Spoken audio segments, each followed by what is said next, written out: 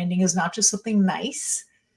It really is about broadcasting important information so that you can position yourself to do work that you excel at and love, which increases fulfillment and satisfaction. And for leaders who learn to do this, we teach them how to do it with their teams. Because when you do this with your team, what you'll find is the people who work for you will do better work. They'll love walking into work. They will stay with you. It's a win-win. Welcome to Be Bold Branding, where we discuss the power of differentiating yourself through your own unique story and standout personal brand. What if you built your dream business, a big office, lots of clients, but you wound up miserable? Well, it happened to today's guest, Dr. Alessandra Wall, but she turned that experience into her own noteworthy executive coaching business to help other women grow and thrive in leadership positions. Let's find out what happened and why she says exceptionally accomplished women are positioned to lead, but set up to fail. Alessandra, welcome to Be Bold Branding. Oh, well, thank you for having me. Absolutely. A fantastic subject, actually. It's very important to me because I was raised by a single mother. I was raised in between two sisters, and I have two daughters. So, the women empowerment thing is very important to us in the world we live in now. But we like to get to know the story behind the human before we start and delve into all of that. So, tell us a little bit about like your background and how you ended up in this space. So I think you set it up quite well. I started my career. You know what? I started like most people, being asked when I was really young, what do you want to be when you grow up?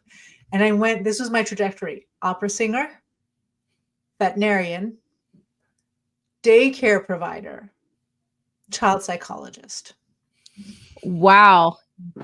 And I settled on the latter of all of those. Did not have the voice to be an opera singer, fainted when I saw a cat being neutered, did enough babysitting and nannying that I realized I did not want to be a daycare provider.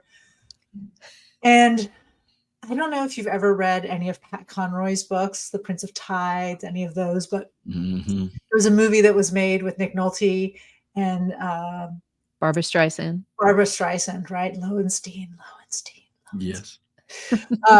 And that was my dream. I was going to become a psychologist. I was going to help children very specifically because children don't have anybody to advocate for them. And usually as a psychologist, they're trapped in systems that they don't have the power to change. And yet they're impacted by it. And now that I say this, I cannot believe I never realized the connection between that and the work I do with women. I'll bring that up later. But so somewhere, I don't know, 15, 16, that's what I was going to do. I went to college. I got a psych degree. I specialized in developmental psychology. I went to graduate school. I got a PhD. I specialized in child therapy. I got out of college. I got out of graduate school. I got a postdoc. I opened my first practice. I would walk into work singing. And no joke, like literally singing. I would sit across from patients or their parents, and inside I was like a little girl. I was like, I can't believe I get to do this. This is so amazing. And I thought I'd want to do this for the rest of my life. I mean, humans are challenging. They're ever changing. Every patient's a new person. And then I had my own kids. And everybody thinks, oh, you didn't want to work with children because you saw other. I'm like, no, it's because I didn't realize I was an introvert. See, before having children, I could be 100% on with my patients, but at nighttime go back and have a lot of downtime. Very independent with my husband, so a lot of downtime. When you have kids, you go back, and you all know this, right? You walk in and they're like, oh, mommy. And it's the best feeling in the world and the worst feeling in the world because you just want to breathe. And so I changed, started working with adults, and slowly realized I actually didn't like being a therapist anymore.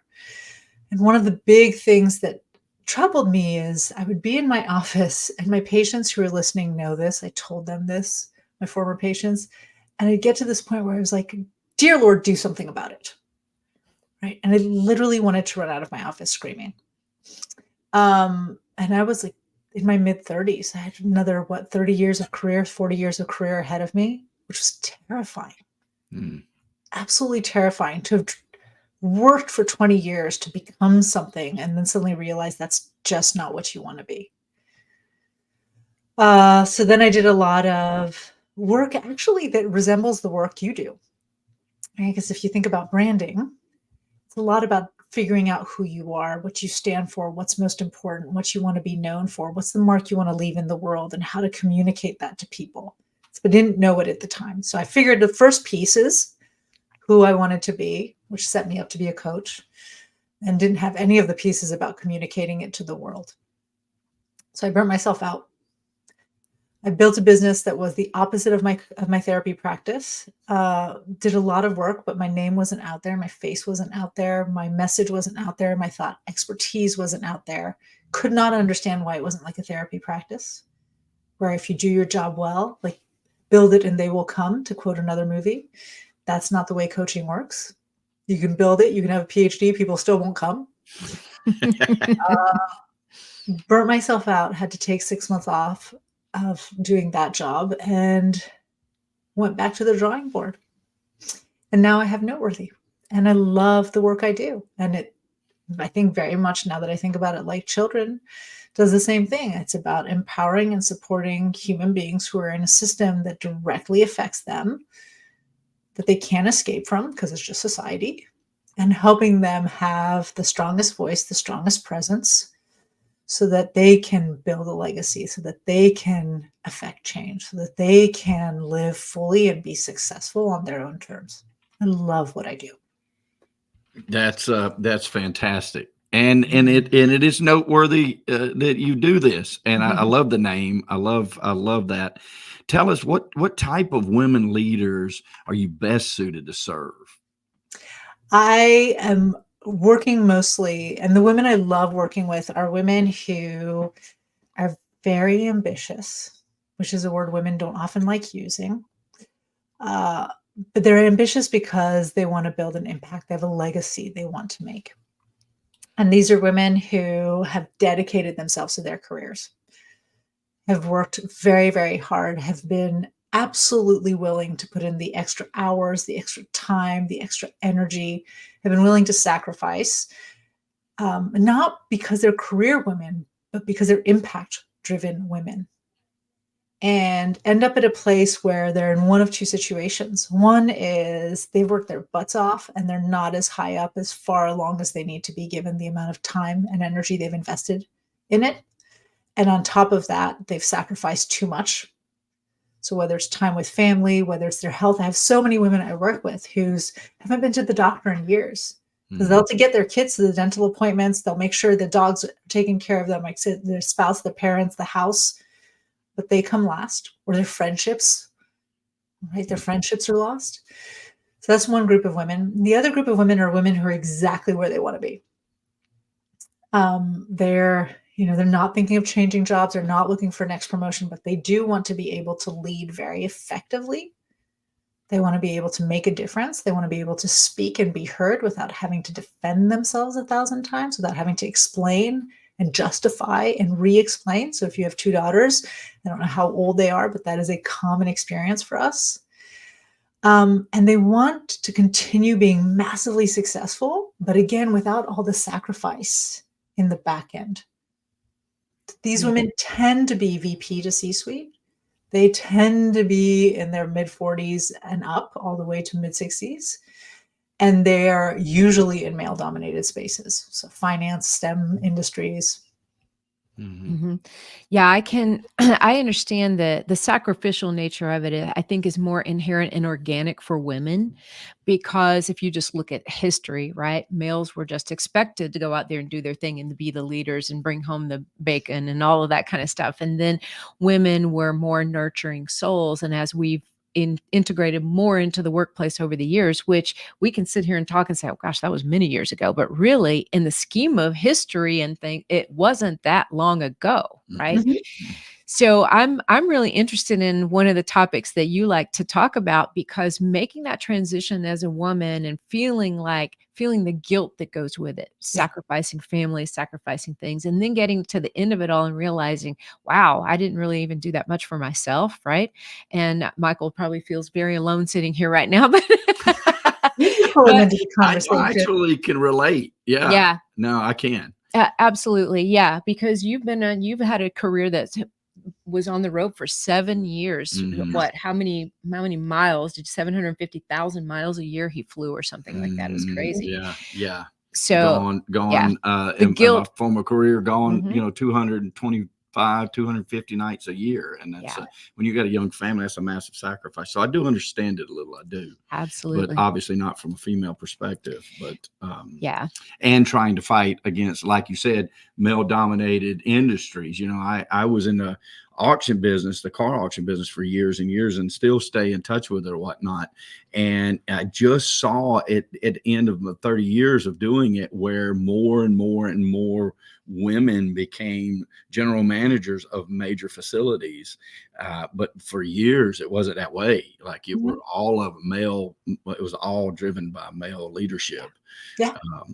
And that's begin to change, and they were fantastic managers, fantastic general managers. In fact, far better than a lot of the men that I'd worked with in years. And I had 2 or 3 favorites that I really did well with. So it's good that you're in that space helping others become, because it's a valuable resource that the world loses out on. Well, thank you. Absolutely. And we don't really know. So to the topic that you speak about that I really would like to learn more about, and I think a lot of women struggle with this. Like, you talk about one topic, how to go from invisible to unforgettable without being labeled a bitch. Mm. Right? And You so do. and that absolutely has happened to me before in life, because when you have that, when you're type A, and I'm self-admitted type A personality, like, I go get them, right? And lead the charge, and don't put me in a group, a project in the 3rd grade, because I know I'm going to be the only one to work on it, because that's how controlling I am, kind of thing, right? It's easy to get labeled that way when you're in that when you're in that arena. So tell me how you feel about that. First of all, I Real really quick. love that image, and you'll see me use it in the future, of being being the 3rd grader who's or even the 8th grader who's doing the group project and taking it on. Um, you know, I know, I was going to say I think, but I don't think. I know that, like, for many of us professionals, the insights that we get for the work that we do often come from our own experiences. And as I said, when I built my coaching practice, I really thought I could just hang my shingle and and people would come. I mean, I had a PhD in human psychology. Come on, folks. Right. I knew what I was doing. I had a decade's worth of work behind me at helping people create changes. I had a beautiful website. If we talk about branding, it was a beautiful website. I had my tagline, but nothing was happening. And what I discovered is that it's not enough to be out there. It's not enough to be the best at what you do, or one of the best. It's not enough to even think you're unique. If you're not clearly, consistently, frequently communicating to other people what you bring to the table, what you can do with that skill set, why that skill set matters to them, which is really at the heart of branding, people can't find you. The problem is, this I have to I'm different. I have 2 boys. I'm surrounded by boys. I had to get a female dog to stop being surrounded by boys in the house. uh, whether it's nature or nurture, it's certainly a big piece of it is nurturing. Girls are taught very, very early on to be humble, to be team players, to not brag, to not talk about themselves, to self-sacrifice. I mean, you can see it in little, come on, just share your toys. When parents used to tell their children to share their toys, I'd say, do you share your car with other people? Do you share your phone? Like, somebody else on the playground comes to you and go, can I borrow your car? I really like your car. It's so pretty. Can I use your car? Like, do you hand your car away? No, you don't share your toys. So why are you demanding that this kid share their toys? Right? But little girls, that pressure is an extra layer for little girls. So the problem is twofold. One, we grow up as women and we have not practiced this skill of communicating clearly, pragmatically to other people what it is we do that we're really good at. what we can do with that skill set and why this person should matter. So we don't have the skill set developed. Like what you're hearing? Hit that subscribe button and learn how you can change how you're seen and charge what you're worth. The second thing is we have so much guilt and negative associations with it. So even when somebody like me comes along and says, you need to do this, there's this immediate like, oh no, this is it's so rude. It's bragging. I hate that word. And it's not only that we feel that way, it's that everybody receiving that from us feels that way too, men and women. So when a celebrity walks in and says, I am woman, hear me roar, we're like, yes, you are. You're the best. But when it's me, right? Or Jane Doe doing it, we're like, who the hell does she think she is? Oh, you're so good, right? And we don't even mean to. We think we're so, on board with women owning who they are, but not every woman. So there's this whole process where I try to explain to women, I'm like, human beings are social animals. We promote, we elevate, we support, we advance the people we know and trust. So we need to know and trust you. And it's not enough for us to know and trust you and like you. I have friends who know technically what I do, who love me. I swear they have no idea how to leverage my skill set. So it's my job. It's my job to go out in the world and say, you know what? There's this thing I love doing, and I'm actually really, really good at it. And because I'm really good at it, this is the impact I can make. And here's why you should care about it. I had to edit my language there. Here's why you should care about it. And it's not bragging, it's educating. And that level of educating is actually enabling people who need our skill set to know exactly where to get the help that they need when they need it without wasting time. So that moving from invisible, and women often do this. I'm sure men do it too. Actually, I know for a fact men do it too, but women really, really do it where they're like, my work should speak for itself. My manager, I shouldn't have to tell my manager what I'm doing. I'm like, you are one of 15 people this manager is managing. What makes you think that you're so important that they should know exactly what you're working on, how you were successful at unleashing this, and what your success actually means for them? That's where you're being cocky, not in sharing your value with other people. That's helpful. That's educational. That is true. I've been in that spot before where I've said, well, they should already know that, right? It's like the numbers don't lie. They're right there. They are, right? Yeah. I like what you're saying too, because I'm in the real estate business. And so I have a boutique brokerage here north of Atlanta, and most of my salespeople are women. And, it's the ones that succeed the most in it are the ones that can articulate exactly what you just said to every one of their clients, because they're not just dealing with housewives or stay-at-home moms that want a bigger house, right? They're dealing with professional women and husbands, and sometimes just women and sometimes just men, and in all these different scenarios. And the ones that can articulate to the decision maker, no matter what that is, this is my value, this is what I'm going to bring, I'm very good at this. I do this all the time. I've sold plenty of just like yours. These are the reasons. Those that can articulate that are the ones that are the most successful with it, and the least questioned out of anybody. And the ones that are timid about it and timid about doing that are ones that get beat up the most. So I think, like, you're right. I think there's a societal thing that makes it worse. If you don't learn from somebody like you, how do I articulate that worth and that value? Right. And I mean, just think about the sales folks you're talking about, right? And the stay-at-home mothers and the housewives. If you can walk into a room and say, I'm really good in a short amount of time at understanding exactly what you want, because I know you're busy. You're managing a whole household. You're managing X many people, and you have to make sure their lives go around your day. The few minutes you have of peace in your day, your 24-hour day, they should be yours. So here's what I want to do. I'm really good at identifying these things. We're going to sit down. We're going to have a 40-minute conversation.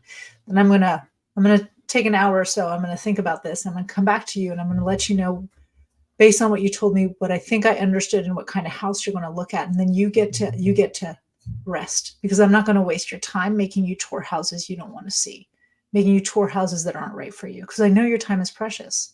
and evaluate it. Mm-hmm. This is what I'm really, really good at. Mm-hmm. That's going to get you hired with the stay-at-home Absolutely. mom. It's actually going to get you hired with the busy CEO too. It is. But it is It that is. thing of sure saying, is. "Nah, I sell the most houses," or "I've done this." It's like, my skill set is very specific. I can Mhm. figure out what right for you looks like just by talking to you. And I Yeah. care enough about you that I'm not going to waste your time. And we all Yeah. know that the lives of realtors are ridiculous. Like, I've worked with a few of you as patients back in the day, and it is one demanding, Yeah. You need painful. Super demanding. I Yes. wish I could refer to you about 90% of us. I mean, it Back is then, such a because difficult job. Yeah. Men and women, super it is, demanding. yeah, I used to it's tell my another realtor when I'd send him emails at 10 p.m. I'm like, don't answer this. I'm sending it at 10 p.m. because this is when I'm thinking of this. yes, this is Yes. when This is I the could first do time it. I get to open my personal email. What are you doing responding to this at 10? And it's because clients expect it. They shouldn't, by the way. If you're looking at buying a house, do not expect your real estate agent to be on call 24/7, except maybe right when you're closing. Yeah. Right. Yeah. Yeah, another good Otherwise, advice. it's a little unfair. It's a lot Well, unfair. what would, to that same bent though, what would you say like is the number one thing that women need to know to be able to lead or start to establish that leadership of authority in a male dominated industry, whatever that industry might be? And so really ties into everything we're talking about. And it's probably part of the reason why in the process that we use with my clients, a lot of us start at value articulation. There's a tendency for women, especially the kind of women I work with, to be what I like to call Wonder Women. So they walk into a space, they're so good at what they do. They're the ones taking on that project, right, as a third and eighth grader, doing all the work because they know they can do it really well. And they're so good at it that everybody gets in the habit of turfing everything. Oh, she'll take care of it. She'll take care of it. She's got it. She's got it. She's got it. And she does.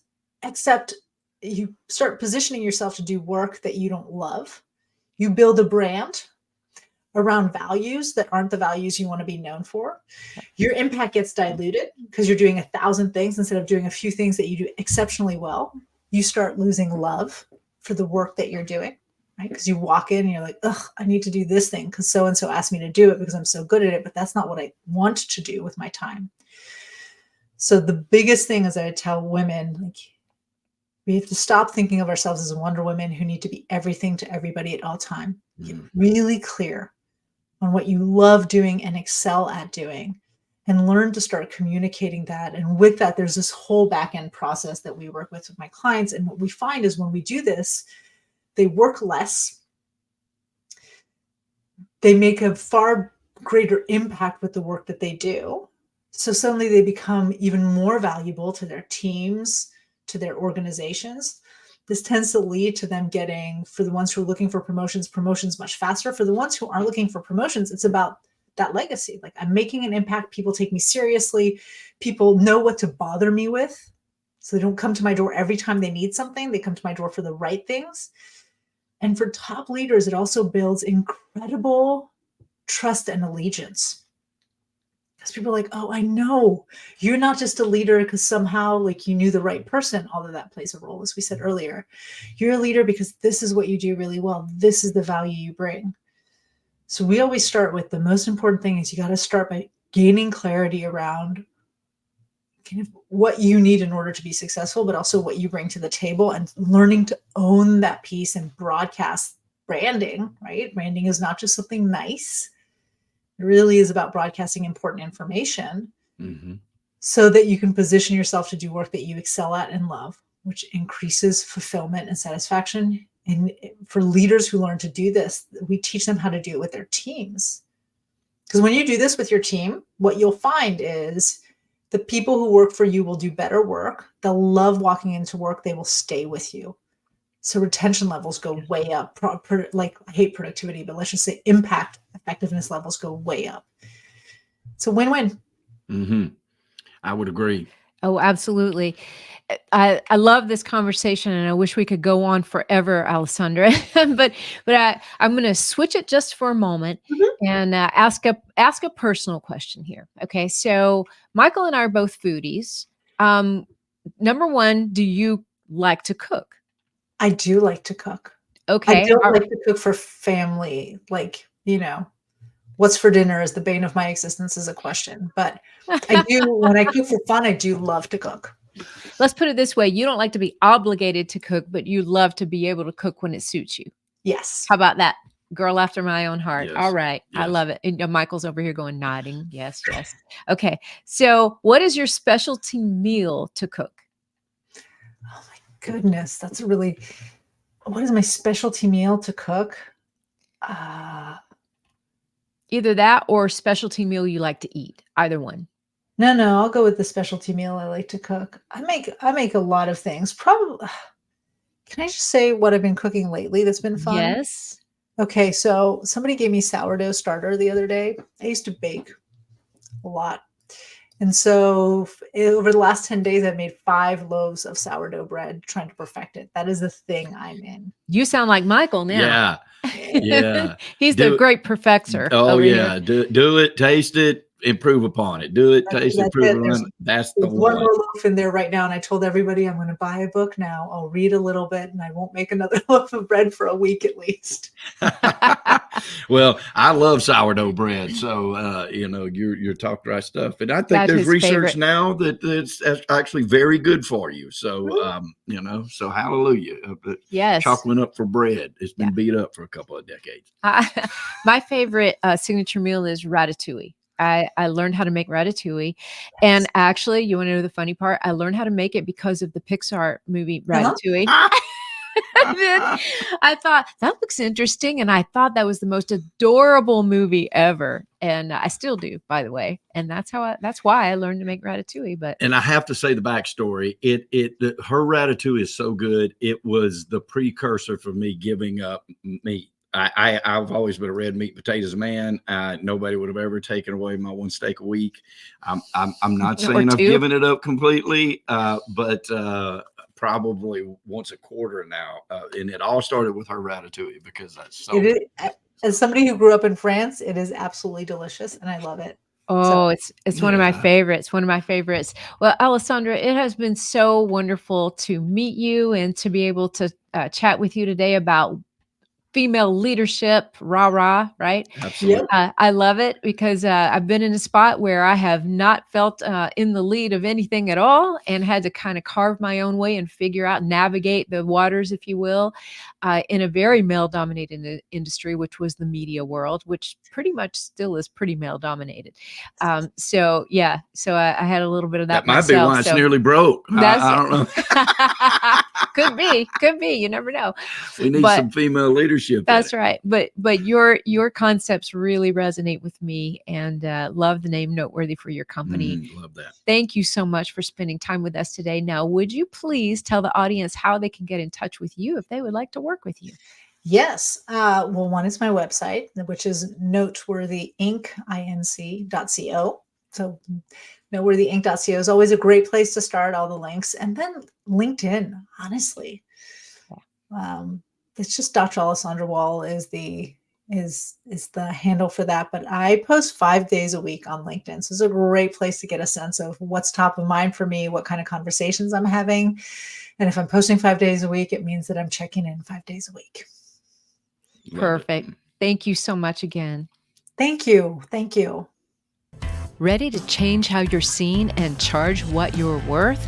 If you're not getting enough opportunities to meet with ideal customers, or the prospects you're meeting with just aren't ideal, it's most likely your brand that's holding you back. So if you're a coach, consultant, or expert who is on the rise, you need our ultimate guide to a freedom-based brand. Download it free now at BrandFaceGuide.com.